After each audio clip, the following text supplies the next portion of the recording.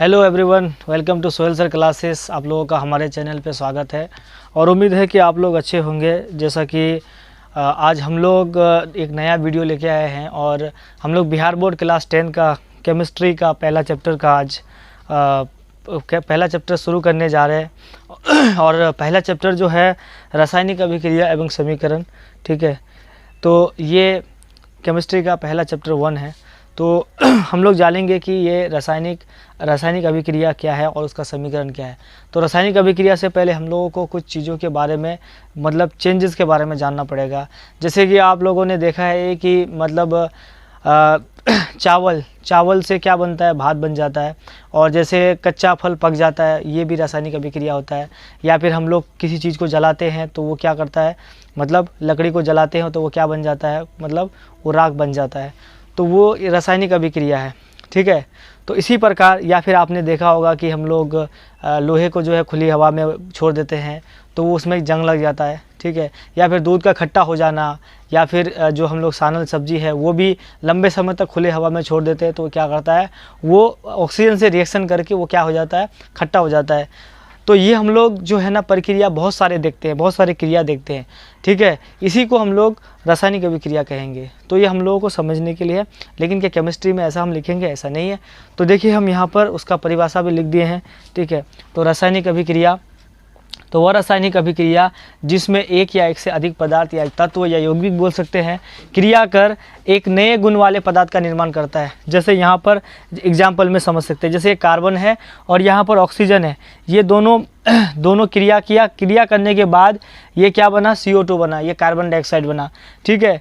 इसी प्रकार यहाँ पर ये हाइड्रोजन है और यहाँ ऑक्सीजन है, दोनों क्या हुआ, आपस में क्रिया करने के बाद एक नया मतलब पदार्थ का निर्माण हो गया।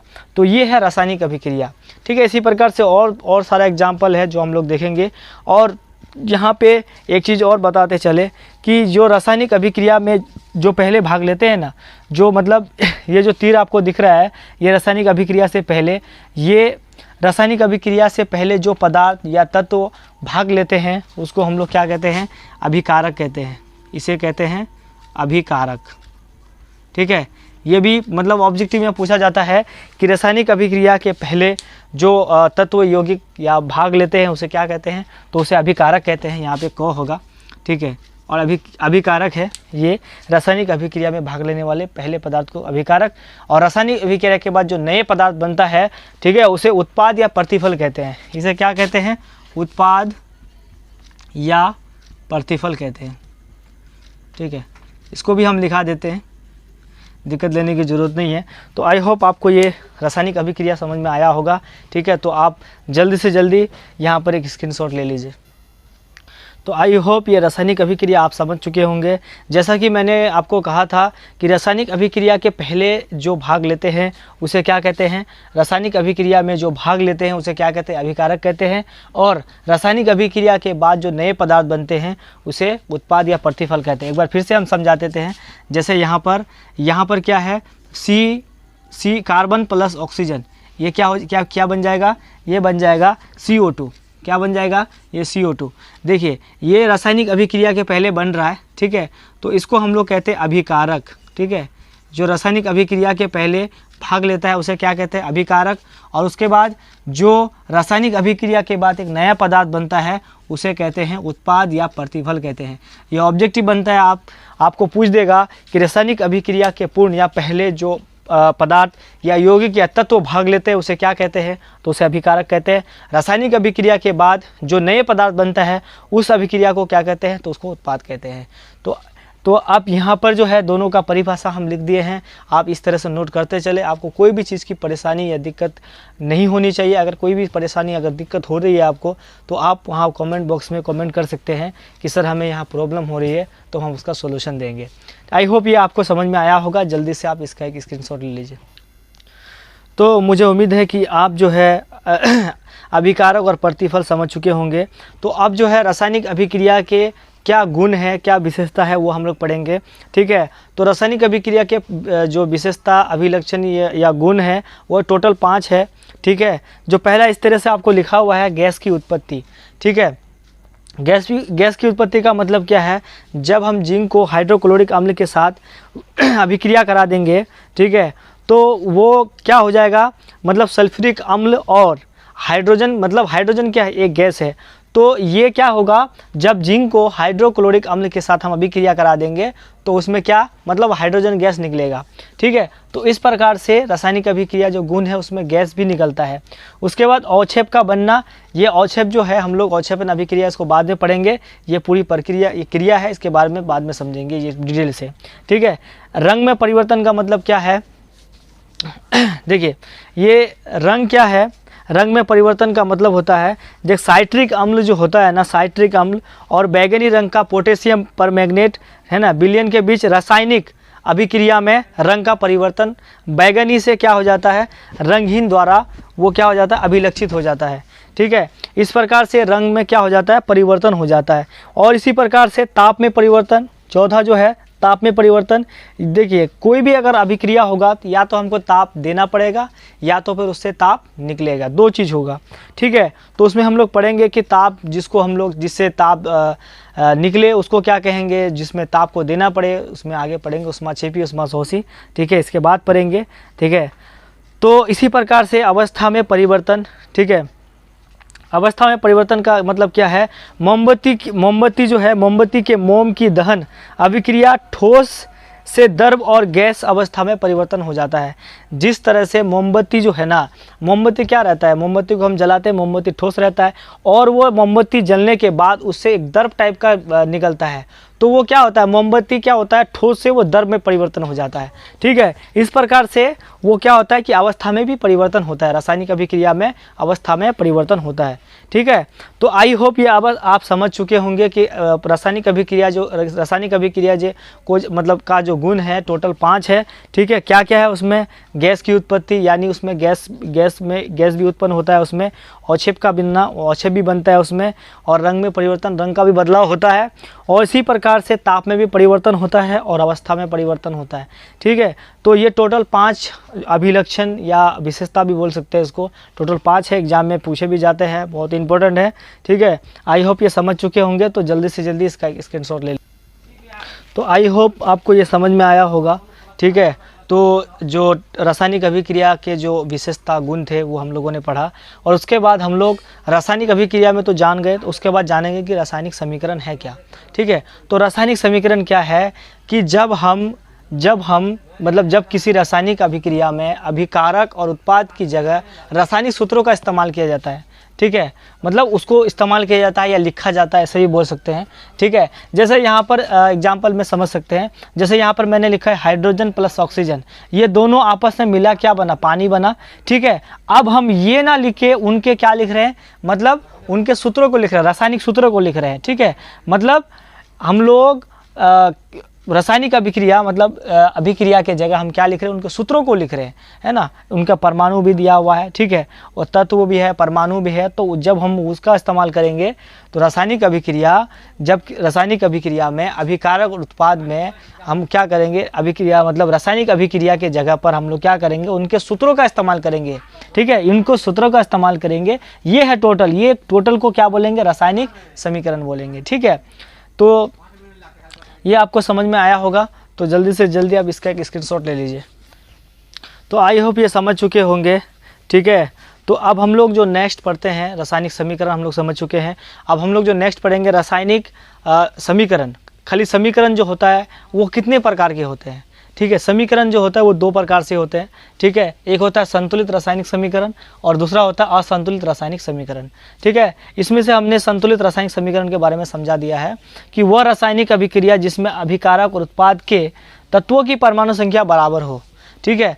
तत्वों की परमाणु संख्या का मतलब बराबर क्या, जैसे यहाँ एग्जाम्पल में समझ सकते हैं। देखिए यहाँ पर उत्पाद में अभिकारक में हाइड्रोजन कितना है, देखिए 4 दूनी 8 हाइड्रोजन है, ठीक है, और ऑक्सीजन कितना है, 2 है, ठीक है। याद रखिएगा इधर कितना है, हाइड्रोजन अभिकारक में 8 है, ऑक्सीजन कितना है, 2 है। अब उत्पाद में मिलाते हैं बराबर है या नहीं है, देखिए 4 दूनी 8, देखिए 8 हाइड्रोजन है, यहाँ भी 8 हाइड्रोजन है, और यहाँ पर ये 2 मतलब किससे गुना हो जाएगा, ये ऑक्सीजन का कितना हो गया, 2 हो गया, ठीक है। इसी प्रकार से ये हो गया संतुलित रासायनिक समीकरण, यानी संतुलित रासायनिक समीकरण में क्या होगा कि अभिकारक और उत्पाद में क्या होगा, तत्वों की परमाणु संख्या बराबर होगा।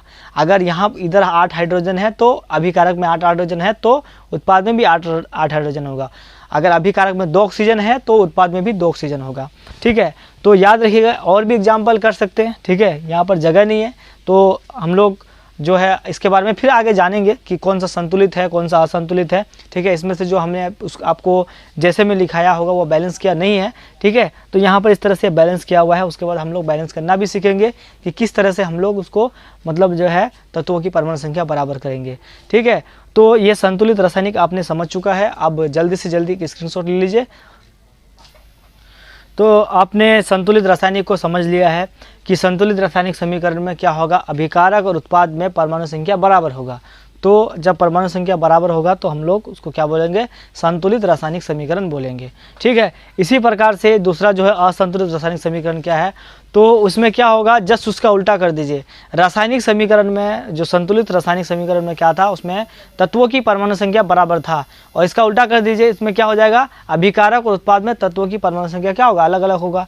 उसे क्या कहेंगे, असंतुलित रासायनिक समीकरण कहेंगे।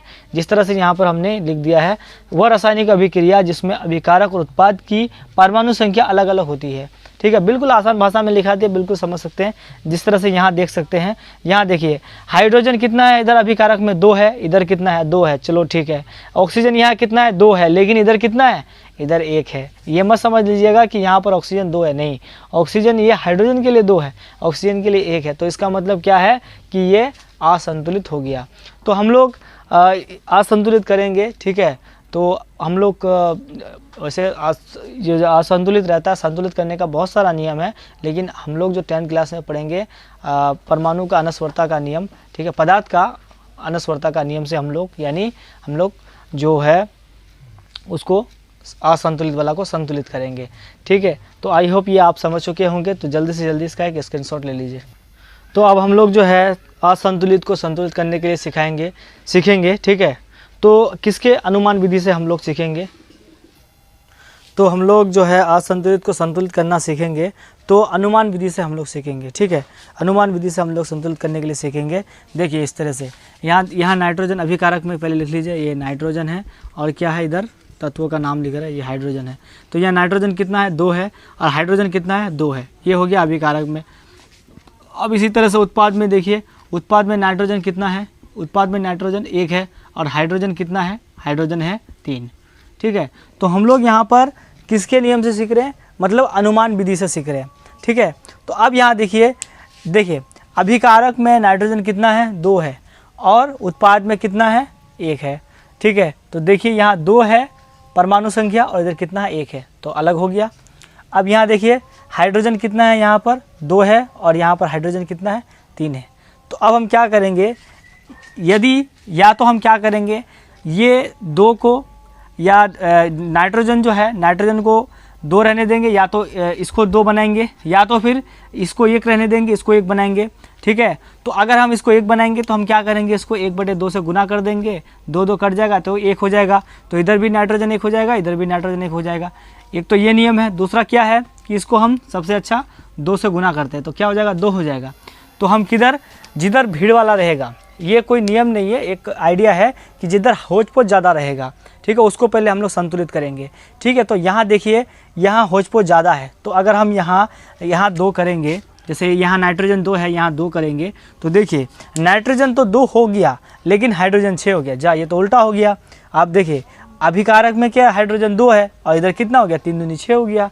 बात तो उल्टा हो गया। ठीक है, और यहाँ भी क्या है, दोनों अलग अलग है। तो क्या करेंगे, यहाँ हम 3 से गुना कर देंगे और यहाँ 2 से गुना कर देंगे, तो इधर भी 6 बन जाएगा और इधर भी 6 बन जाएगा। तो यहाँ हम क्या कर देंगे, 3 कर देंगे। तो अब यहाँ देख सकते हैं कि जो असंतुलित समीकरण था अब ये संतुलित बन चुका है। ठीक है, देखिए यहाँ भी नाइट्रोजन 2 हो गया, इधर भी नाइट्रोजन 2 हो गया, अभिकारक में भी नाइट्रोजन 2, उत्पाद में भी नाइट्रोजन 2 हो गया। उसी प्रकार यहाँ पर जो है अभिकारक में भी हाइड्रोजन 6 हो गया और यहाँ पर उत्पाद में भी हाइड्रोजन 6 हो गया।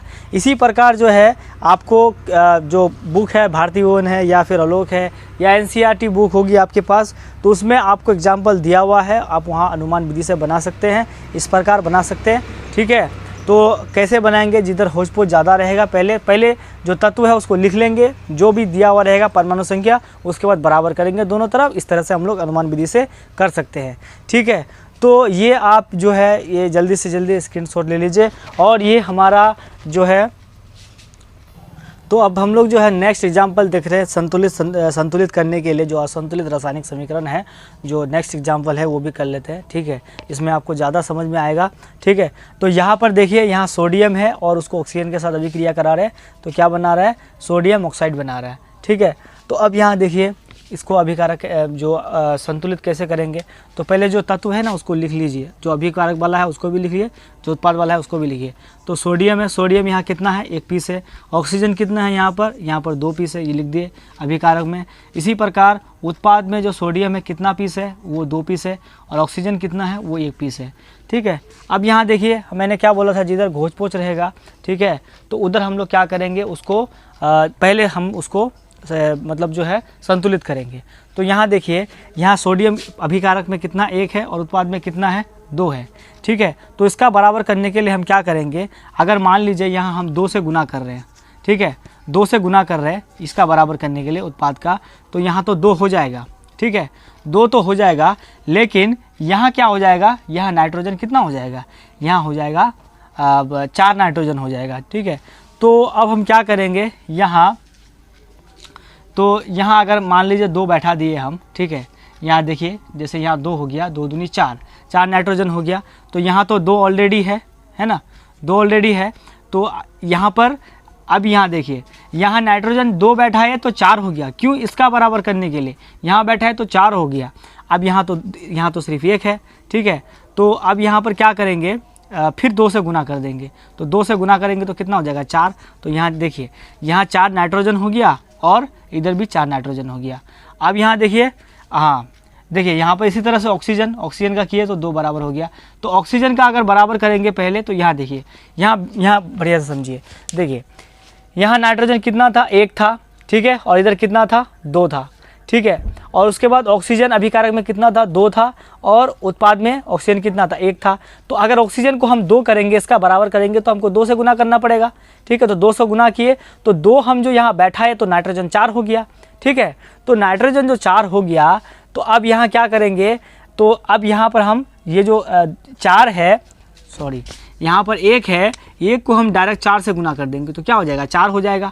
ठीक है, और इसी प्रकार यहाँ पर क्या हो गया कि हम ऑक्सीजन के लिए 2 बैठाए थे तो नाइट्रोजन 4 हो गया, और यहाँ पे तो 1 ही था, तो 1 को 4 से गुना कर दिए, 4 हो गया। क्यों, इसका मतलब हम लोग अनुमान विधि से बना रहे हैं, इसका कोई खास नियम नहीं है, इसको हम लोग अपने अनुमान से बना सकते हैं। तो अब यहाँ देख सकते हैं, अभिकारक में नाइट्रोजन कितना हो गया, 4, और यहाँ पर 2 दूनी 4 नाइट्रोजन हो गया। अभिकारक में ऑक्सीजन कितना हो गया, 2, और उत्पाद में भी ऑक्सीजन कितना हो गया, 2। ठीक है, अगर आपको वीडियो समझ में नहीं आएगा तो एक बार फिर से आप रिपीट करके देख लीजिएगा, आपको समझ में आ जाएगा। तो पहले किधर सॉल्व कीजिएगा, जिधर घोच पोच रहेगा ज़्यादा।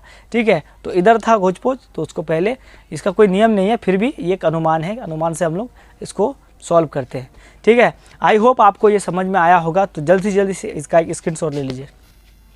तो अब हम लोग जो चलते हैं, जिस तरह से हम लोगों ने बताया था कि हम लोग ताप में भी परिवर्तन करके रासायनिक अभिक्रिया कर सकते हैं। ठीक है, तो उसमें हम लोगों ने अब हम लोग वहाँ पर पढ़ेंगे कि ताप में परिवर्तन का मतलब कैसे हम लोग उसको या तो उष्मा दे के या फिर उष्मा उसमें उष्मा निकलेगा, या तो फिर उसमें हमको देना पड़ेगा, 2 चीज़ करना पड़ेगा। तो यहाँ से आप समझ सकते हैं कि उष्मा, वह रासायनिक उष्मा क्षेपीय अभिक्रिया क्या है, वह रासायनिक अभिक्रिया जिसमें उष्मा निकलती है, यानी कोई अभिक्रिया होगा, जैसे यहाँ पर एग्जाम्पल में समझ सकते हैं, ये कार्बन है या ऑक्सीजन की उपस्थिति में, यानी कार्बन और ऑक्सीजन क्या किया, अभिक्रिया किया, करने के बाद देखो कार्बन डाइऑक्साइड प्लस उष्मा निकला। जैसे ऐसे भी समझ सकते हैं आप, जैसे मान लीजिए हम लोग सांस छोड़ते हैं, तो हम लोग जो सांस छोड़ेंगे ना, तो उसमें होगा क्या, आप सांस लीजिए, हाँ कीजिए, तो वहाँ से आपको क्या निकलेगा, गर्मी, उष्मा निकलेगा। तो देखिए हम लोग CO2 तो छोड़ते ही हैं, प्लस क्या होगा, उसमें से उष्मा निकलेगा। तो हम लोग भी जो है ना उष्माशोषी, हम लोग उष्माशोषी नहीं उष्माक्षेपी है। ठीक है, तो कार्बन डाइऑक्साइड प्लस क्या निकलता है, उष्मा निकलता है। ठीक है, तो हमारे अंदर भी रासायनिक अभिक्रिया होता है, हम लोग जो सांस लेते हैं ना, छोड़ते हैं, तो कार्बन डाइऑक्साइड निकलता है और उष्मा भी साथ में निकलता है। ठीक है, तो जहाँ से उष्मा निकले उसको क्या कहते हैं, उष्माक्षेपीय अभिक्रिया कहते हैं। और उसी प्रकार जैसे उसका उल्टा, जहाँ पर हमको उष्मा देना पड़े, ठीक है। जहाँ पर उष्मा हमको देना पड़े उसे क्या कहते हैं, उष्मा शोषी कहते हैं। इसी प्रकार यहाँ जैसे में समझ सकते हैं, जैसे यहाँ नाइट्रोजन है और यहाँ ऑक्सीजन है, दोनों ने क्रिया किया और प्लस उसमें उष्मा भी देना पड़ेगा हमको, है ना। दोनों को उष्मा देने के बाद ये क्या बना, 2NO बना। तो आई होप आपको ये समझ में आया होगा रासायनिक अभिक्रिया एवं समीकरण क्या है, उसमें उसके गुण भी पढ़े हम लोगों ने। उसके बाद हम लोग संतुलित रासायनिक समीकरण जो हो कितने प्रकार के होते हैं, रासायनिक समीकरण 2 प्रकार के हो गए, ठीक है। तो इसी प्रकार से हम लोग जो पढ़े हैं, जो समझे हैं, आप लोग अगर अब एक बार समझ में नहीं आया होगा तो आप लोग वीडियो को एक बार फिर से देखें, आपको समझ में आ गया होगा, ठीक है। अगर फिर भी आपको कोई चीज़ की परेशानी या दिक्कत होगी तो आप कमेंट कर सकते हैं, ठीक है। तो अब हम लोग यहीं पर हम लोग ख़त्म करते हैं और ये हम लोग का पार्ट 1 होगा।